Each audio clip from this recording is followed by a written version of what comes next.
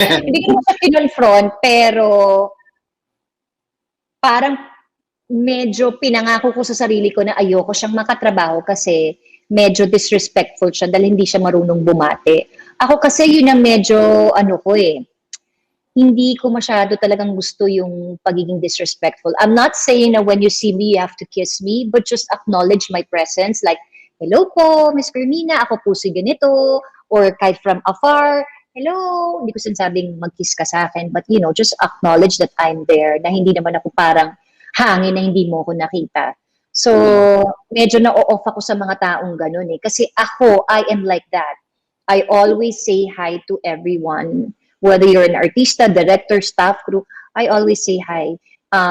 Hindi ko man sila lahat binabate. Hindi ko lahat kinikiss, but you know, I greet them. I say good morning, good afternoon, good evening.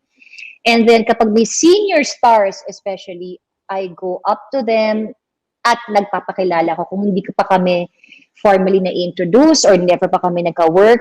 I don't assume that they know me just because I'm an artista. I go up to them and say, hello po, ako po si Carmina. And they always say naman, of course, Iha, I know you. But, you know, just be respectful. Like I said, yun yung mga lagi ko sinasabi sa mga kabataan, you know, just to be kind and respectful to one another. So, yun na nga, going back to my story, itong particular artista na to, magkatabi na kami ni Ha, ni Ho, wala. As in, walang hello. Yung parang, ano yan? Bakit ganon? So talagang, sabi ko talaga, I will never work with this artista.